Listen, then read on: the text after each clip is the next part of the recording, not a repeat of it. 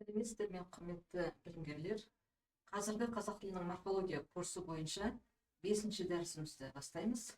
Бүгінгі тақырыбымыз септіктер, септі жалғауларының мағыналары мен қызметтері. Бүгінгі дәрісте қазақ тілінің септік жүйесі және оның ерекшеліктері, септі жалғауының түрлері, жай септеу мен тәуелді септеу, әр септіктің мағынасы мен қызметі, мысалға атау септіктің ерекшеліктері, оған байланысты проблемалар, әр септіктің ашық жасырын қолданылуы, септеулік жолдар мен тіркесуі, грамматикалық және көлемдік септіктер деген мәселелерді қарастыратын боламыз. Қазақ тілінде септіктерге түрлі анықтамалар беріліп жүр. Септіктер деп сөз бен сөзді байланыстыратын қосымшаларды айтамыз. Немесе сөзге түрлі грамматикалық мағына үстейтін қосымшалар, сөздердің септік жалғауы арқылы түрленуі деген секілді анықтамалар беріледі.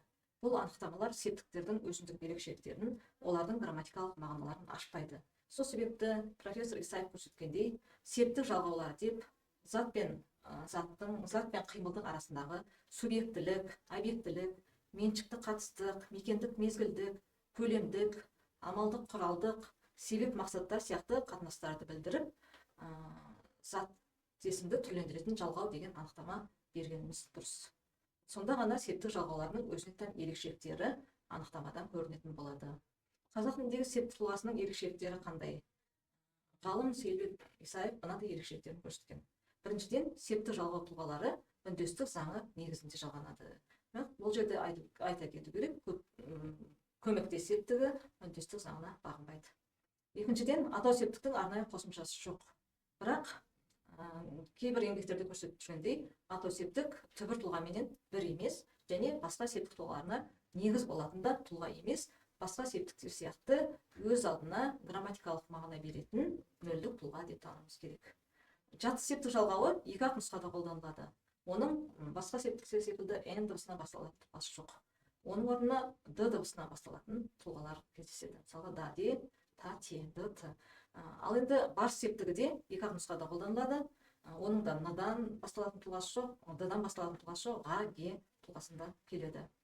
Енді көмектес септіктің басқа тілдерден үлкен айырмашылығы бар. Себебі көмектес септігі басқа түркі тілдерінде көпшілігінде кездеспейді. Тек қана қазақ тілінде бар десек те болады. Оның себебі көмектес септігі басқа септік түрлерінен әлдеқайда кеш қалыптасқан екен. Жалпы септіктерді жай септеу және тәуелді септеу деп бөлеміз. Оның ерекшелігі мынада. Жай септеу дегеніміз сөздің түбір тұлғада немесе негіз тұлғада септелуі. Яғни сөзді түбір күйінде септесек, ол жай септеу болады. Мысалы, кітаптың, кітапқа, кітапты септесек. Немесе негіз тұлғада. Негіз тұлға дегеніміз сөздің басқа да тұлғада тұрып барып септелуі. Мысалға, келген деген есімші тұлғасындағы етістікті септей аламыз. Атау септік келген, ілік септік келгеннің, бар септік келгенге, тар септік келгенді деген сияқты. Сондай-ақ тұйық етістіктерді септей аламыз. Мысалы, бару, барудың, баруға, баруда деген секілді. Бұлар негіз тұлғада тұрып септеліп тұр дейміз. Сонымен қатар септеудің екінші түрі тәуелді септеу. Бұл сөздің тәуелденіп барып септелуі. Яғни сөзіміз алдымен тәуелді жалғауын тұрады, сонан кейін барып септік жалғауларын қабылдайды. Мысалға, ел деген сөз, елім деп бірінші жақта септейтін болсақ, тәуелдеп, менің елім дегенді. Атау септік елім, ілік септік елімнің, бар септік еліме, тап септік елімді деген секілді септеуіміз тәуелді септеуге жатады деген сөз. Енді ғылыми еңбектерде атау септікке байланысты түрлі көзқарастар бар. Мысалға, арнайы тұлғалық көрсеткіш жоқ, басқа септік түрлеріне негіз болатын тұлға деген пікір кездеседі. Сонымен қатар, бір ғана мәнде емес, кейде басқа да септік түрлерінің орнына қолданылады дейді. Мысалға, ілік пен тап септіктің қызметінде де қолданылатын ерекшеліктері бар. Сол себепті атау септікті негізгі септік, немесе белгісіз септік деп атау керек деген пікірлер кездеседі. Дұрысында, атау септік деп отырғанымыз сөздің септік жалғауын қабылдамай тұрғандағы күйі. Оны атау септік деп септік жалғауының басына қою, сөзге үстелетін септік жалғаулардың грамматикалық табиғатын тану үшін де қажет деген пікір бар. Өйткені дейді, барлық септік жалғауларына негіз болатын сөз осы атау тұлғада тұрған күйіндегі сөз дейді. Бұл пікірлер дұрыс емес. Себебі атау септік басқа ешқандай септікке негіз бола алмайды. ол септік жүйесінің бір түрі ғана. Келесі, атау септіктің қызметіне байланысты да түрлі пікірлер бар. Біріншіден, атау септіктегі сөз бастауыш қызметінен басқа баяндауыш қызметінде жұмсалады дейді. Екіншіден, атау септіктегі сөзді анықтауыш қызметінде изофет конструкциясында қолданыла алады дейді. Мысалға, қол сағат сатып алдым дегендегі қол сөзіміз, қол сағат деген изофеттік конструкциядағы қол сөзі атау септікте тұр дейді. Бұл жерде қол сөзі ешқандай да бастауыш бола алмайды. Ол сағат деген сөзбен орын тәртібі арқылы ешқандай қосымшасыз қатар тұрып байланысып тұрған анықтауыш қызметіндегі сөз, ол бастауыш атау септікте тұра алмайды. Үшіншіден, кейбір шылауларды, септелік шылауларды осы шылаулармен тіркесіп келген сөздер атау септікте тұр деген пікір кездеседі. Мысалға, үшін, арқылы, туралы, сияқты, жөнінде, жайында, бойы, бойынша сияқты септеуліктер шылаумен тіркесіп қолданылады дейді. Енді әр септіктің мағынасы мен ерекшеліктеріне тоқталайық. Ілік септіктің негізгі білдіретін мағынасы меншіктілік, иелік, қатыстық мағыналарды білдіру. Мысалға, баланың кітабы, оқушының дәптері дегенде таза меншіктік мағынаны беріп тұр, яғни кітаптың, дәптердің кімге меншікті екендігін көрсетіп тұр. Ілік септікпен байланысты түркі тілдерінде изофет деген ұғым бар. Изофет деген ілік септіктегі сөзбенен тәуелдік жалғаудағы сөздің атаса байланысуына байланысты. Егер де екі жалғауда толық мәнде қолданылатын болса, оны изофет 3 деп айтады. Сүлейменнің сайы деген изофет 3-ге жатады.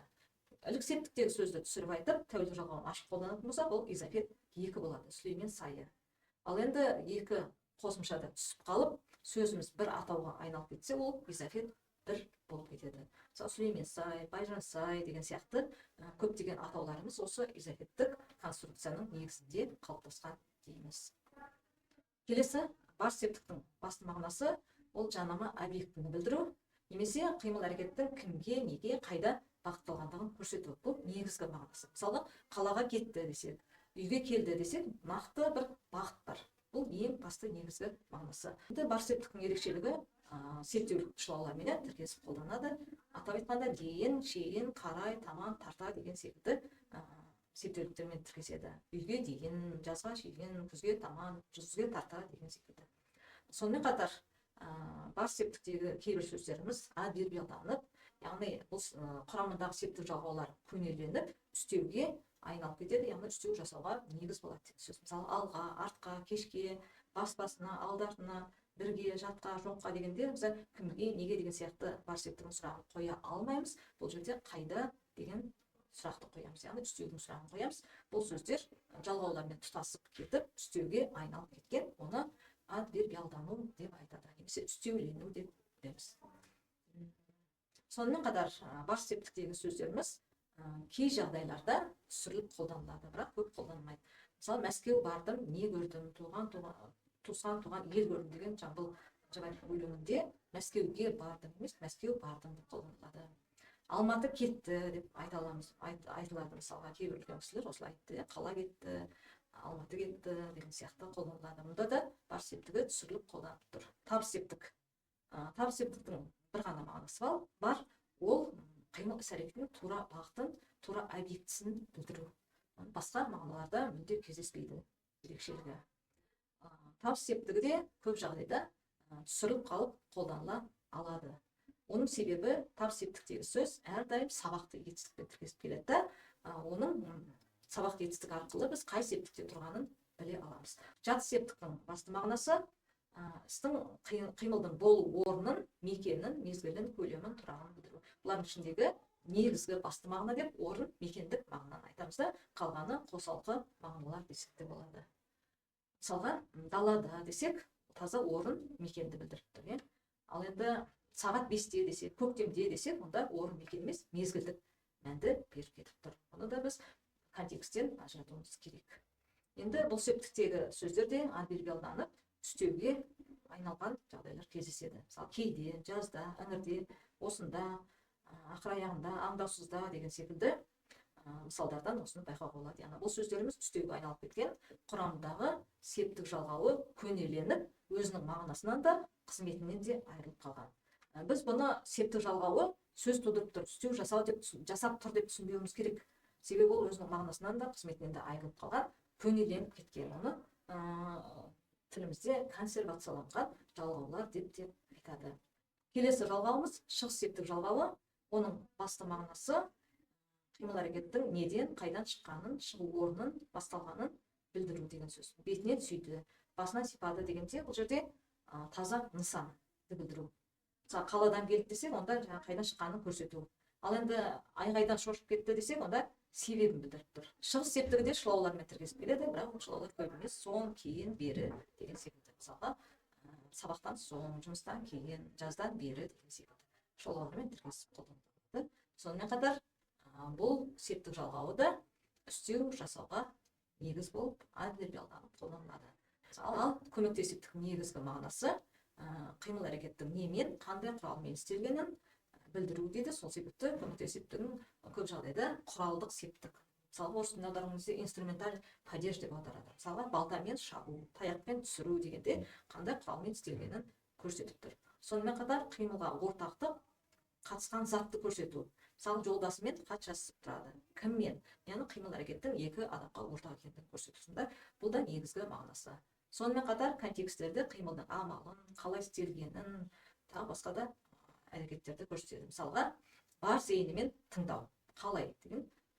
Қалай тыңдауда қимылдың амалын білдіріп тұрса, еңбегімен күн көру, қалай істелгенін көрсетіп тұр.